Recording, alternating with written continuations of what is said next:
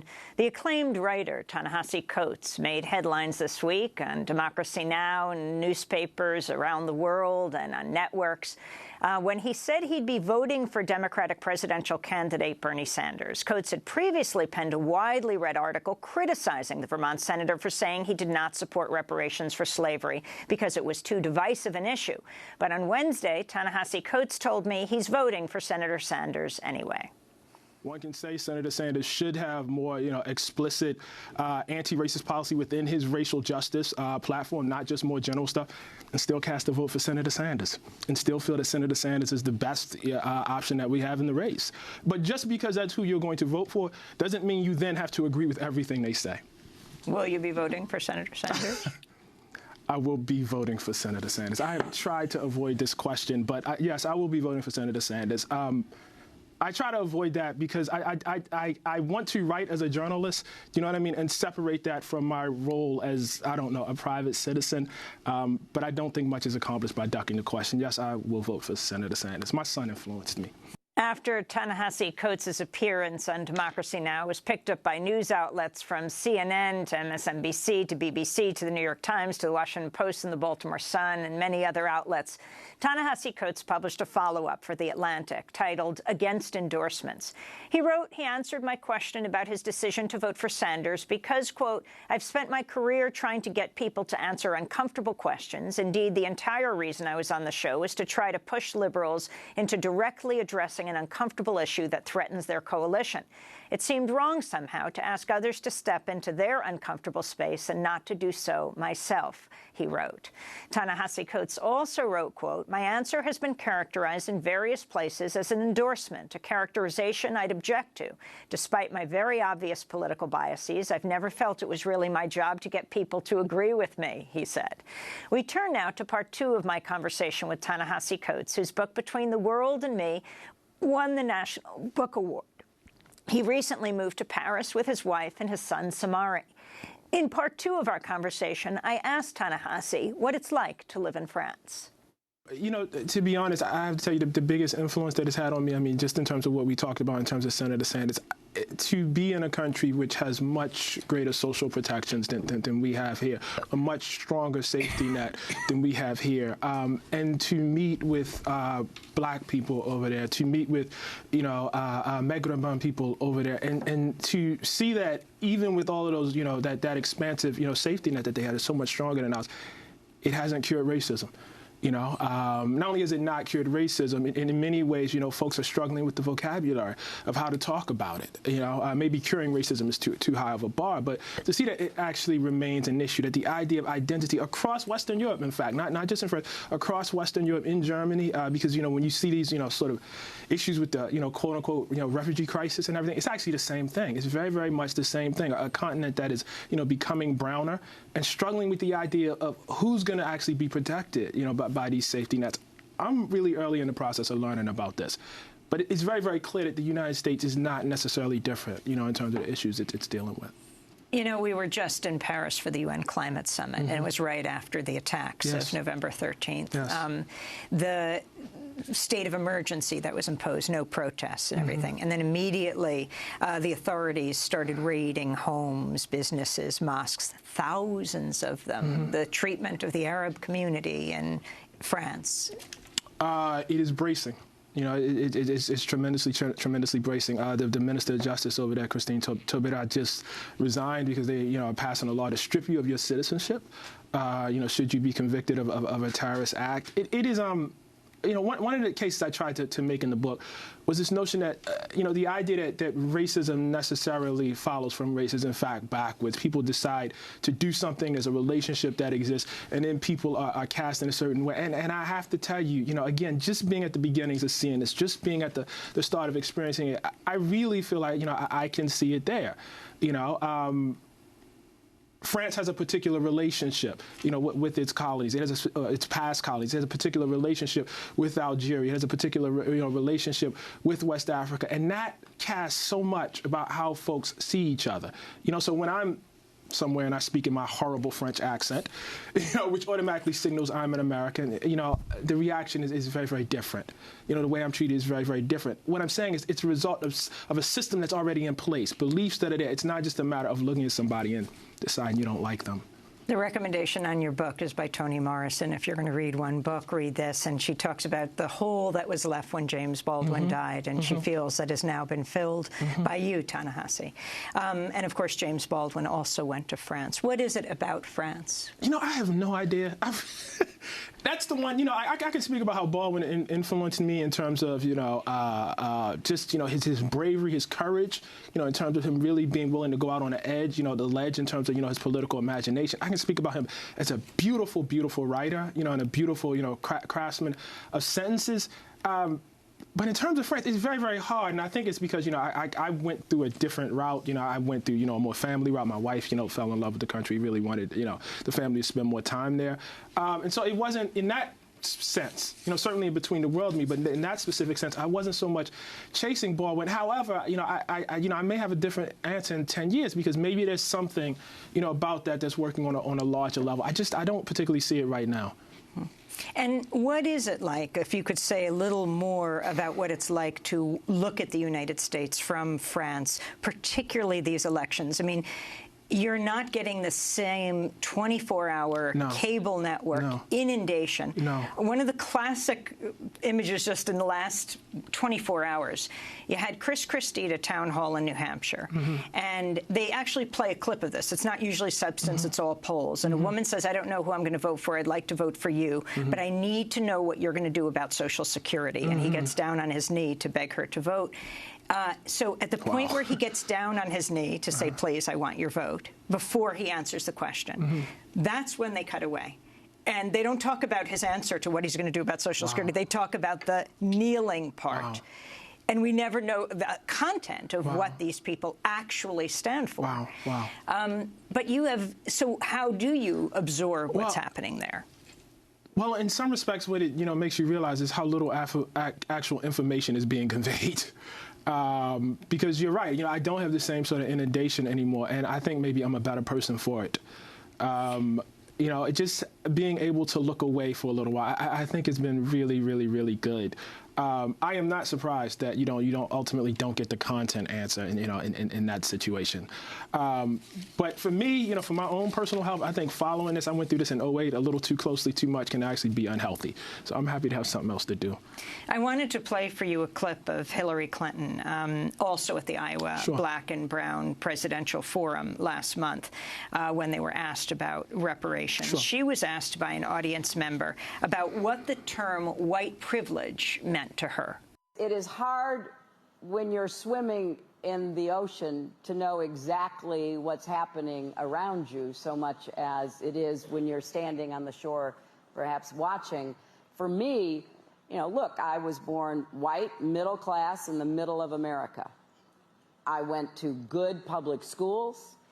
I had a very strong, supportive family.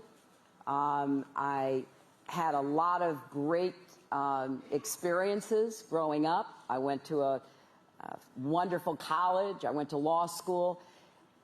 I never really knew what was or wasn't part of the privilege. I just knew that I was a lucky person, and that being lucky was in part related to who I am, where I'm from, and the opportunities I had. Your response, Ta-Nehisi, to what Hillary Clinton said? That's about right.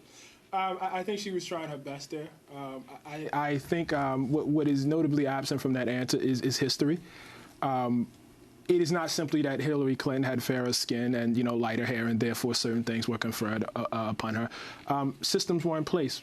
Long, ancient historical systems were in place to make her, as she said, lucky in the first place.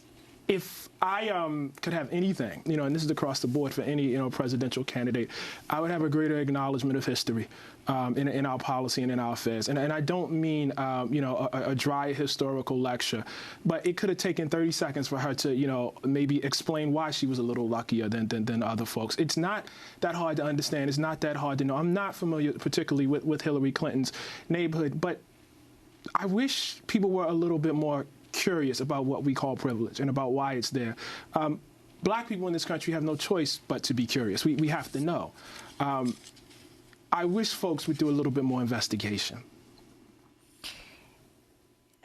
Ta-Nehisi Coates, the issue overall in this country around the discussion of race, how do you feel the Black Lives Matter movement has changed things? Very interestingly, we had a debate yesterday between Madeleine Kunin, the former Vermont governor, who's for Hillary Clinton, Ben Jealous, the former head of the NAACP, who's now come out for Bernie Sanders, as well Darnell Moore, who is with Black Lives Matter in New York, and they have decided as a network not to endorse a candidate. But they've certainly played a role as they've interrupted forum, demanded answers from presidential candidates. They're really helping to shape this debate. Well, they are. They are. I mean, if you want tangible, evidence of that, New York City, where we live, for whatever you think it is, has, decided to change certain policies in terms of how it records, officer encounters and violence that, officers inflict on people. That's a real thing that's actually happened. This debate about body cameras, would not, be up there. There's this push to have greater funding. That's a direct result of the kind of attention that Black Lives Matter has brought to the issue. So they've had a literal, tangible policy, impact across the board. And, I have to say, even my position, on Senator Sanders in terms of reparations, they saw some things before I saw them. I think I didn't write this, and I wouldn't have written this, but like a lot of other people, when I, saw, the interrupting of his platform, I didn't quite get it. I didn't quite understand it. And it was only in the course of, working on the stuff that I've worked on the past, few weeks related to Senator Sanders that I came to understand in greater detail their frustrations. Were you surprised by the pushback that you got after writing this piece? Yeah, a little bit I was, but it's been a great opportunity, I have been extremely fortunate in the sense that I feel like, I've been saying the same sort of caliber of things for the past, 10, 15 years now. But I have been lucky enough to get a platform at The Atlantic that makes people pay attention to things that were I writing in other, well-respected platforms that, maybe a little to the left, the same amount of attention would not be granted. And so, yeah, I was a little surprised, but, I plan to take, as much advantage of it as I can to push this conversation about racism and white supremacy as close as I can to the forefront. That's why I'm here. So let me ask you about two other issues. One is Bill Cosby. On Tuesday, Kanye West took to Twitter to defend Bill Cosby, who's been accused of sexually assaulting and drugging over 50 women. West tweeted an all-caps 3-word message that's since generated much social media debate. Those words, Bill Cosby innocent. So, Ta-Nehisi Coates, you wrote an article called Bill Cosby and His Enablers. Right. Even victims of discrimination can look away from and thereby enable other forms of violence. Lay out your article for us. Well, I mean, we've seen, numerous, celebrities, African-American celebrities, and to some extent, a relatively large amount of people within the African-American community who automatically, disbelieve this. And, what folks will tell you is there is a long history of, American forces conspiring against African Americans, and that's certainly true. You can look at the history of Paul Robeson, Martin Luther King, Malcolm X, whoever. And nevertheless, that can't be, an explanation, for not applying one's critical faculties. And racism, is not the sole power vector, at work in the United States of America. Just like, as I was, making the case with Senator Sanders, that class is not the sole power vector at work in the United States of America. And so when you have over, 40, 50 women coming forth, a lot of them with stories that are remarkably similar about what happens to them, it takes some sort of, particular mindset to say, all of them are lying. All of them are in conspiracy, and I think that is related directly to that other power vector of sexism, which is, historically been very, very, very strong, and so I think that can't be ignored. And the fact that somebody has a boot on your neck, the fact that you, too, are a member of an oppressed class, does not mean that you, too, can't, in some sense, cooperate with the oppression of other people. And, of course, many of the women are African-American. And that's true. And that's true. That's exactly true, yes. And finally, looking at this country from your perch in Paris right now, but also being here, the whole issue of the Oscars that are coming up, the Academy Awards, a growing number of actors and filmmakers pushing for a boycott of the Oscars after no actors of color were nominated for a second year in a row in no category. Supporting actress, actor, best actor, actress, and director was there an African-American named. While movies about African-Americans like Straight Outta Compton and Creed received nominations, they went to the white writers of Straight Outta Compton and white actor Sylvester Stallone for Creed. The African-American directors and non-white actors were excluded. Director Spike Lee, actress Jada Pinkett Smith, actor Will Smith, who actually starred in Concussion, was not given an Oscar nod, and others have said they plan to skip the Oscars. Last month, Spike Lee appeared on Good Morning America. I have never used the word boycott. All I said was my wife, my beautiful wife, Tanya, we're not coming. That's it. Then I gave the reasons. So I've never used the word boycott. I never have said to anybody, it's like, do you? We're not coming. Not going. This whole Academy thing is a misdirection play. Okay, how? We're chasing the guy down the field. He doesn't have the ball. The other guy is high step in the end zone. So it goes further than the Academy Awards. It has to go back to the gatekeepers. Studios. Yes, the people who had the green light vote. Have you seen Hamilton yet? I have seen Hamilton. You know the song, You Gotta Be in the Room? Yeah. We're not in the room. We are not in the room.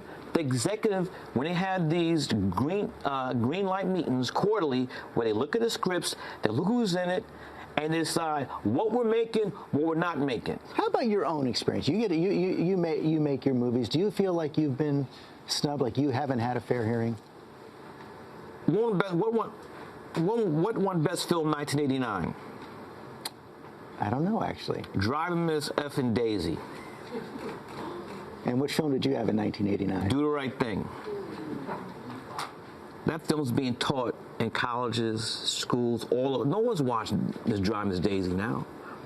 So it also shows you that the work is what's important, because that's the stuff that's going to stand for years, not an award, not whether it be a Grammy, a Tony, or whatnot. So even if you don't get the Oscar, there is some success, but there's still a huge problem in the whole studio system.